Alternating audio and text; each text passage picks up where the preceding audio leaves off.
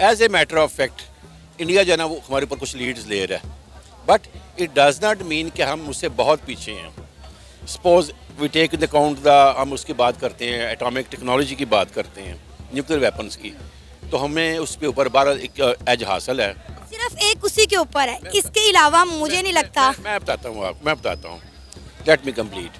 उसमें हमें एक हासिल ये है कि हमारा जो एक तो डेटरेंस हो गई, दूसरा हमारा जो बम है उनसे थोड़ा सा बेहतर है। देखें, हमारा हमसाया ममालिक है, उसने अपने आज़ादी वाले दिन आवाम को 6G का तोहफा दिया है। हम इधर फौजी से बाहर नहीं निकले, हम तो पीछे जा रहे हैं पत्थर के दौर में। हमने आगे तरक्की क्या करनी है? वो तो टेक्नोलॉजी में इतना आगे चला गया, हमें तो इधर टेक्नोलॉजी का पता ही नहीं है इंसान को। जो स्ट्रेटजिक आर्म्स की बात करते हैं उसमें आपकी आ जाती है मिसाइल्स टेक्नोलॉजी आ जाती है, उसमें भी अल्हम्दुलिल्लाह गौरी है और बेशुमार बड़े मिसाइल हैं, उनकी रेंज उनसे बहुत बेहतर है। अच्छा सर, मुझे ये बताएं कि इन मिसाइल्स का, इन एटम बॉम्ब्स का अवाम को क्या फ़ायदा? अवाम ने मिसाइल या एटम बॉम्ब तो नहीं खाने ना। अवाम को चाहिए एजुकेशन, जो हमारी बेसिक नीड है। अवाम को चाहिए IT का बेहतरीन निसाब। आपने कहा हमारे माशाल्लाह मुल्क में बहुत अच्छे और काबिल ब्रेन्स हैं, लेकिन आपको ये भी पता होगा कि हमारे मुल्क में ब्रेन ड्रेन कितना हो रहा है। मैं उधर ही आता हूँ। देखिए, आपने पूछा जी कि इसका अवाम को क्या फ़ायदा है। अवाम को ये फ़ायदा हुआ है कि एट लीस्ट हमारी एक जो थी ना, हमें जो था ना एक पर हमारा जो क्रॉनिक थ्रेट्स आ रहे थे, मेन्स आ रहे थे कि जी इंडिया हमारे पर अटैक करेगा, ये करेगा, उससे कम से कम स्टेबिलिटी हुई है। आज ये देख लें कि 77 ईयर हो गए पाकिस्तान को, तो पाकिस्तान के पास तो बिजली नहीं है। इससे बढ़ के क्या है? जो बेसिक चीज़ है वो नहीं है, एजुकेशन नहीं है, हॉस्पिटल नहीं है। यहाँ पे जो से सरकार है वो अपने इलाज कराने के लिए बाहर चले जाते हैं, अवाम बेचारे यहाँ पे बेड नहीं मिलते। अस्सलाम वालेकुम, नमस्ते, सत श्री अकाल, मैं हूँ सनाम जद। नाज़रीन, इंडिया के 77 इंडिपेंडेंस डे पर इंडिया के प्राइम मिनिस्टर नरेंद्र मोदी ने अपनी कौम से खिताब करते हुए कहा कि वो जल्द ही भारत में 6G लॉन्च करने जा रहे हैं। इंडिया के प्राइम मिनिस्टर नरेंद्र मोदी ने कहा कि उनका एक विज़न है, वो इंडिया को डिजिटल भारत बनाना चाहते हैं। इसी मुद्दे पर आज हम बात करेंगे पाकिस्तान की आवाम से और जानेंगे उनके रिएक्शन। तो आइए चलिए हमारे साथ। अस्सलाम वालेकुम। वाइस्लाम। सर, आपका नाम? जुल्फ़कार अहमद गुम्मन। सर, क्या करते हैं आप? मैं ज़मींदारा करता हूँ जी। सर, इंडिया के प्राइम मिनिस्टर नरेंद्र मोदी ने 77 इंडिपेंडेंस डे पर अपनी कौम को 6G का तोहफा दिया है। उन्होंने कहा है कि बहुत जल्दी 6G इंडिया में काम करेगा और उनका एक विज़न है कि वो डिजिटल भारत बनाना चाहते हैं। क्या कहेंगे आप इस पर? देखें, बात ये है कि India is our chronic rival since 1947। जब से अब तक आ रहा है, इंडिया हमारा एक राइवल है। और अगर देखा जाए तो हमारा जो कंपेटिटिव एज चलता है या जो कंपटीशन है, that's only with India in spite of the rest of the rivals across the world. India जो तरक्की कर रहा है उसमें उसकी डेडिकेशन है, उनकी गवर्नमेंट है, स्टेबिलिटी है। वन थिंग इज़ कि उनकी जो पॉलिटिकल स्टेबिलिटी है that's above board. Number 2, they care कि वो उनके जो कम से कम टेक्नोक्रेट्स हैं, इंजीनियर्स हैं, डॉक्टर्स हैं, साइंटिस्ट हैं, उनकी केयर की जाती है।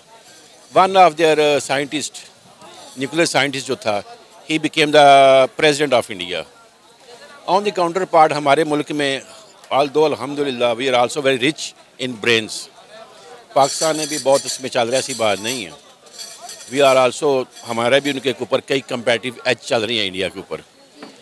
लेकिन पाकिस्तान में थोड़ा सा ये आ रहा है कि जो टेक्नोक्रेट्स हैं उनको उस लेवल पे नहीं लिया जा रहा जिस पे वो होना चाहिए। As a matter of fact India जो है ना वो हमारे ऊपर कुछ लीड्स ले रहा है, but it does not mean कि हम उससे बहुत पीछे हैं। Suppose we take in account हम उसकी बात करते हैं, एटॉमिक टेक्नोलॉजी की बात करते हैं, न्यूक्लियर वेपन्स की, तो हमें उसके ऊपर 12 एक एज हासिल है। सिर्फ एक उसी के ऊपर है, इसके अलावा मुझे नहीं लगता। मैं बताता हूँ, लेट मी कंप्लीट। उसमें हमें एक हासिल ये है कि हमारा जो एक तो डेटरेंस हो गई, दूसरा हमारा जो बम है उनसे थोड़ा सा बेहतर है। Number 2, with respect to the strategic arms, जो स्ट्रेटजिक आर्म्स की बात करते हैं उसमें आपकी आ जाती है मिसाइल्स टेक्नोलॉजी आ जाती है, उसमें भी अल्हम्दुलिल्लाह गौरी है और बेशुमार बड़े मिसाइल हैं, उनकी रेंज उनसे बहुत बेहतर है। अच्छा सर, मुझे ये बताएं कि इन मिसाइल्स का, इन एटम बॉम्ब्स का अवाम को क्या फ़ायदा? अवाम ने मज़ाइल या एटम बॉम्ब तो नहीं खाने ना, अवाम को चाहिए एजुकेशन जो हमारी बेसिक नीड है। अवाम को चाहिए आईटी का बेहतरीन निसाब। आपने कहा हमारे माशाल्लाह मुल्क में बहुत अच्छे और काबिल ब्रेन्स हैं, लेकिन आपको ये भी पता होगा कि हमारे मुल्क में ब्रेन ड्रेन कितना हो रहा है। मैं उधर ही आता हूँ। देखिए, आपने पूछा जी कि इसका अवाम को क्या फ़ायदा है। अवाम को ये फ़ायदा हुआ है कि एट लीस्ट हमारी एक जो थी ना, हमें जो था ना एक पर हमारा जो क्रॉनिक थ्रेट्स आ रहे थे, मेहनत आ रहे थे कि जी इंडिया हमारे पर अटैक करेगा, ये करेगा, उससे कम से कम स्टेबिलिटी हुई है। अब ये है कि कम से कम कन्वेंशनल वार की तरफ वो नहीं आएगा एट लीस्ट। सर ये तो वो बात होगी ना कि हमने अपने बॉर्डर सेव करते करते पाकिस्तान को ही गवा दिया। हमने अपने बॉर्डर तो महफूज कर लिए, लेकिन आप हमारी कौम का हाल देखें कि हमने अपने कौम का क्या हाल कर दिया। देखें, बात जो हो रही थी वो हो रही थी कि हमारी एडवांसमेंट कितनी हुई है। They are going to award 60 gifts, scientific gifts to their nations after passing of 77 years of their liberation और देयर फ्रीडम। ठीक है, हमें जो चीज़ मिल रही है इस वक्त, हमारे जो गिफ्ट हैं उनसे बहुत ज़्यादा हैं। सिर्फ एक चीज़ की कमी रहेगी, अल्लाह करे यहाँ पे पॉलिटिकल स्टेबिलिटी बन जाए इस मुल्क के अंदर, तो बाकी रेस्ट इज़ ओके। और जब पॉलिटिकल स्टेबिलिटी हो जाएगी तो बाकी जो चीज़ें चल रही हैं, इन्फ्लेशन है, पेट्रोल रेट्स हैं, या बाकी प्रॉब्लम्स हैं, ये एट दी मोस्ट मैक्सिमम जो है ना वो अपना फ्लैट लेवल पे आ जाएंगी, ज़ीरो लेवल पे आएंगी। नंबर 2, पाकिस्तान जो है उसकी बात हो रही थी कंपेटिटिवनेस की। अल्हम्दुलिल्लाह आईटी में भी हम काफ़ी काम कर रहे हैं। बेशुमार हमारी यूनिवर्सिटियाँ जो हैं, जैसे नस्ट है, और उसके बाद आपकी प्यास है, इवन ये अपना लोकल यहाँ पे हमारी जो है फास्ट है, इनकी जो डिग्रीज़ हैं आईटी में वो एज़ पर एक्सीलेंस हैं, equal to the UK and USA degrees. इसमें बहुत काम हो रहा है। बाकी बात रहेगी आपकी जी वो स्पार्क वो चल रहे हैं, उनके जो मिज़ाइल वो लेके जा रहे हैं ऊपर, स्पेस साइंसेज में आगे जा रहे हैं। हमने भी बहुत काम किया है। हमारी एक यूनिवर्सिटी इसलिए बनी थी IST, institute of space technology, that is located at Islamabad. वो इतना उसने काम किया है कि मेरा नहीं ख्याल कि हम उनको इस फील्ड में भी हमें कोई बीट करने में हमें कोई मुश्किल हो। सर आज तक फिर हम अपनी कोई एक भी सैटेलाइट खुद क्यों नहीं लॉन्च कर पाए? हमारी यूनिवर्सिटी, पंजाब यूनिवर्सिटी के अंदर एक डिपार्टमेंट है स्पेस साइंसेज। आप यहाँ पर किसी से पूछ लें, किसी को नहीं पता होगा कि स्पेस साइंसेज क्या है। इवन कि आप स्पेस साइंसेज के अंदर चले जाएं, लोगों को नहीं पता स्पार्को क्या है। मैं आपको बताता हूँ, मैं I live in Punjab university, मेरी रिहाइश भी उधर ही है। स्पेस साइंसेज के चेयरमैन डॉक्टर आमिर साहब, he is the first person PhD in electrical space sciences from Germany. He is my best friend. Space science का बहुत काम हो रहा है, और स्पेस साइंस के जो ग्रेजुएट्स हैं they are well recruited at Sparco.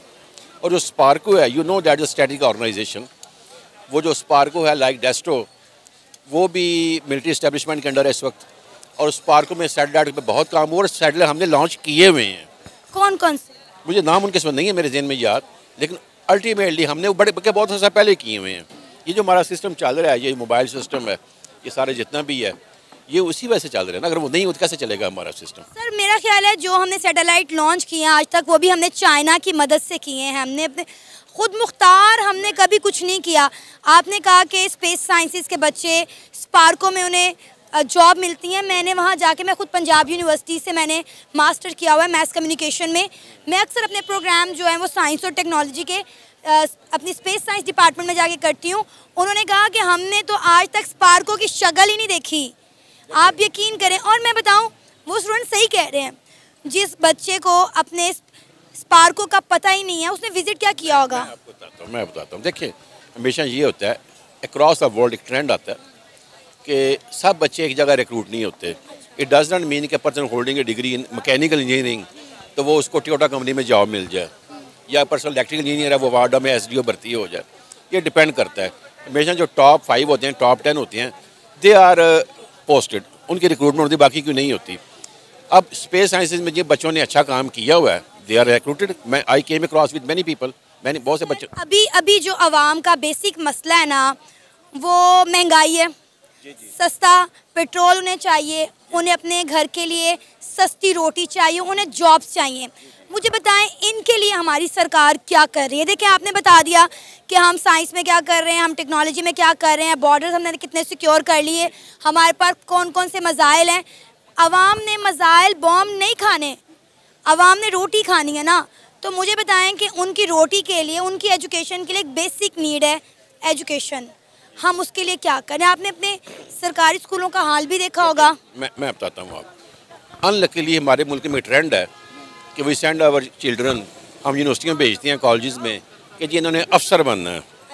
अब ये काम अफसर वाला जो है ना, दिस इज़ नो मोर। अफसरी जो है, या जिसे कहते हैं वाइट कॉलर जॉब जो है, दैट इज़ ओनली फॉर, मैंने से बताया कि only for 10%। Rest of the people should have their own businesses. Entrepreneurship की तरफ लोग आ नहीं रहे। जौन सा बंदा कोई डिग्री ले लेता है, बिजनेस की ले लेता है, वो कहता है मैं बैंकर बन जाऊँ। जो इंजीनियरिंग डील कहता है जी मैं वापडा में लग जाऊँ, इस किस्म की। अब हम लोग जो हैं, हम ये एक्सपेक्ट करते हैं जी मैंने एमए कर ली है, वो जी मुझे अब स्टार ग्रेड गवर्नमेंट दे। गवर्नमेंट ये चीज़ें मैनेज नहीं कर पा रही, ना उनसे होना है। ये शुरू से है।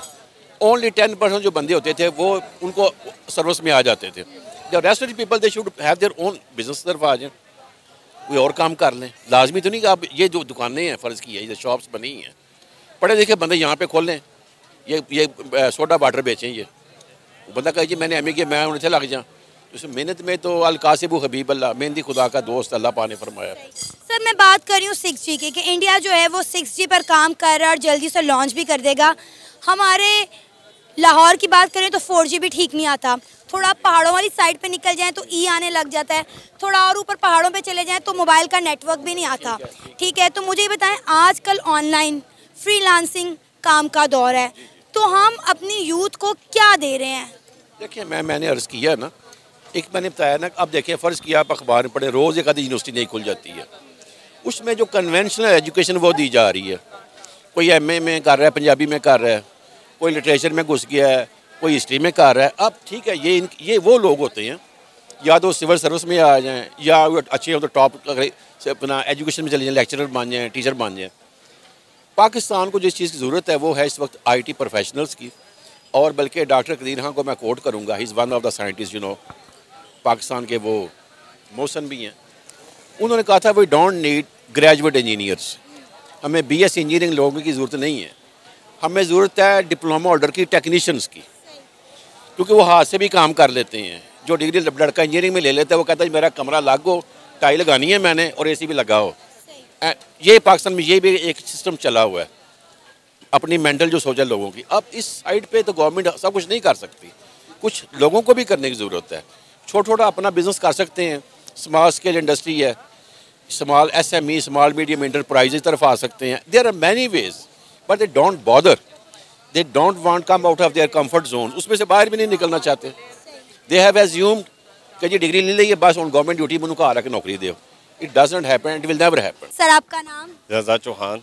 क्या करते हैं? मेरा बिजनेस है। अच्छा सर मुझे ये बताएं कि 77 साल हो गए हैं हमें आज़ाद हुए, अभी हमने अपना 77 इंडिपेंडेंस डे सेलिब्रेट किया है, तो इस खुशी के मौके पर क्या आपकी सरकार की जानिब से आपको कोई हिम्मत, हौसला या कोई गिफ्ट दिया गया है कि अब हम आने वाले सालों में अपने मुल्क के डेवलपमेंट के लिए कोई काम करने जा रहे हैं, या कोई चीज़ें जो है वो बेहतरी की तरफ जाएंगी? कुछ सरकार की जानिब से इस तरह की आपको हौसला अफजाई की गई, कोई कमिटमेंट्स की गई आपके साथ? इस साल के हवाले से ये मैं बात करूँगा कि सरकार ने आवाम के साथ जो किया है, जिस तरीके से इनके ऊपर, एक तो फर्स्ट ऑफ ऑल ये इंडिपेंडेंस डे पे पेट्रोल का बम जो सा गिराया उन्होंने, ये तो एक बहुत ही बड़ा एटम बम गिरा दिया आवाम के ऊपर। बिजली सबसे पहले, पता नहीं कौन कौन से उसमें टैक्स लगा दिया आवाम ने, आवाम के लिए। गैस वो नहीं मिलती, पानी यहाँ पे साफ़ नहीं है। इस सरकार से क्या उम्मीद रख सकते हैं हम? देखें, हमारा हमसाया ममालिक है, उसने अपने आज़ादी वाले दिन आवाम को 6G का तोहफ़ा दिया है। हम इधर 4G से बाहर नहीं निकले, हम तो पीछे जा रहे हैं पत्थर के दौर में। हमने आगे तरक्की क्या करनी है? वो तो टेक्नोलॉजी में इतना आगे चला गया, हमें तो इधर टेक्नोलॉजी का पता ही नहीं है इंसान को कि टेक्नोलॉजी एक्चुअली है क्या। इतनी हर चीज़ इतनी महंगी कर दी है, हर बंदे ने अपनी रोज़ी रोटी कमाएगा या टेक्नोलॉजी के पीछे जाएगा। टेक्नोलॉजी उन लोगों के लिए जो से एलीट क्लास है। यहाँ तो बस हमने अपना वक्त गुजारा करना है, कमा रहे हैं, बिज़नेस है नहीं है, टैक्स पे टैक्स लगते जा रहे हैं हर चीज़ पे, बिजली है नहीं है यहाँ पे, क्या करें हम? सर इंडिया के प्राइम मिनिस्टर नरेंद्र मोदी ने 77 इंडिपेंडेंस डे पर अपनी कौम से खिताब करते हुए कहा कि हम बहुत जल्द 6G लॉन्च करने जा रहे हैं और उनकी ये ख्वाहिश है कि इंडिया को जो है वो डिजिटल भारत बनाया जाए। मतलब आप सोचें कि उनके नए गोल सेट हो गए हैं। ऑलरेडी वो 6G पर काम कर रहे थे, लेकिन उन्होंने जल्द उसको लॉन्च करने की अनाउंसमेंट भी कर दी है। कि जल्द से जल्द जो है 6G पूरी इंडिया पर दिखाई देगा, पूरी इंडिया 6G पर चलेगी और हमने डिजिटल भारत बनाना है। देखें, वो तो उन लोगों ने अपनी कौम के लिए कुछ ना कुछ कर रहे हैं, एफर्ट्स कर रहे हैं, उनके गोल सेट हो गए हैं। हमारे अभी गोल्स ये सेट हो रहे हैं कि हमने मुल्क को लूटना कैसे है, मुल्क का ख़जाना कैसे खाली करना है, आवाम के ऊपर टैक्स का बोझ कैसे डालना है। अब ये जो सी नई गवर्नमेंट आई है, इसने भी अपना हिस्सा लेने के लिए पेट्रोल की कीमत बढ़ा दी है। जब तक आप इंसान को, एक गरीब इंसान को रोटी नहीं पूरी कर सकता, वो 6G का क्या करेगा इस्तेमाल। इतने ये तो गुर्बत पे हम जा रहे हैं। अब यहाँ पे आप देखें, हमारे जो से पंजाब से हट के, पंजाब में इतनी गुर्बत होती जा रही है, लोग बेरोज़गार हो गए हैं, उनको तो फ़ायदा नहीं, वो तो अपने मुल्क के लिए इतना कुछ कर रहे हैं। हमारी आवाम देखें, हमारी हुक्मरान क्या कर रहे हैं हमारे लिए। हमें चाहिए कि हमारी गवर्नमेंट को चाहिए कि यह आवाम का सोचे कि इतने अरसे से, आज देख लें कि 77 ईयर हो गए पाकिस्तान को, तो पाकिस्तान के पास तो बिजली नहीं है, इससे बढ़ के क्या है। जो बेसिक चीज़ है वो नहीं है, एजुकेशन नहीं है, हॉस्पिटल नहीं है। यहाँ पे जो से सरकार है वो अपने इलाज कराने के लिए बाहर चले जाते हैं, आवाम बेचारे यहाँ पे बेड नहीं मिलते। तो हम लोग कहाँ पे खड़े हैं इस वक्त, उनको खुद सोचना चाहिए। इंडिया में अगर हम बात करें, बिजली की सिर्फ बात कर लें, तो अब तो मेरा ख्याल है उन्होंने सोलर पैनल्स की तरफ आ गए हैं। तकरीबन वहाँ पर हर घर में जो है इंडिया की सरकार की जानिब से मेरा ख्याल है कोई कुछ % आपको पे करना पड़ता है, बाकी सरकार पे करती है। तो ज़्यादातर वो जो है सोलर पावर का इस्तेमाल कर रहे हैं। और दूसरा मैंने शायद सुना था, अगर मैं सही नहीं कह रही तो वो लोग जो मुझे देख रहे हैं वो मुझे करेक्ट कीजिएगा, कि शायद 300 यूनिट जो हैं या वो फ्री हैं, या 300 यूनिट यूज़ करने के बाद बिजली फ्री हो जाती है। कोई इस तरह का रूल भी है। मतलब बिजली भी वहाँ पे पहली बात तो बड़ी सस्ती है, और फिर उसके लिए भी कुछ शराइत हैं कि आपको मुनासिब तरीके से वहाँ पे बिजली दी जाती है। यहाँ पर तो मैं, अल्लाह माफ़ करे, मेरा ख्याल है 65 रुपये यूनिट हो गया। जी जी बिल्कुल ठीक है आपने।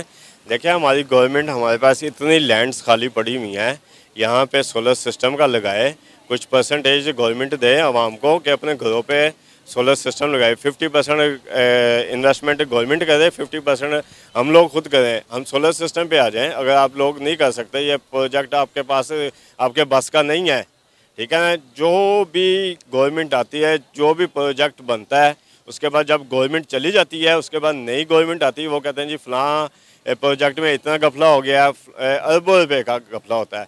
यहाँ पे अवाम के लिए हर केस, हर अवाम हुक्मरान ने यहाँ पे आके लूटा है।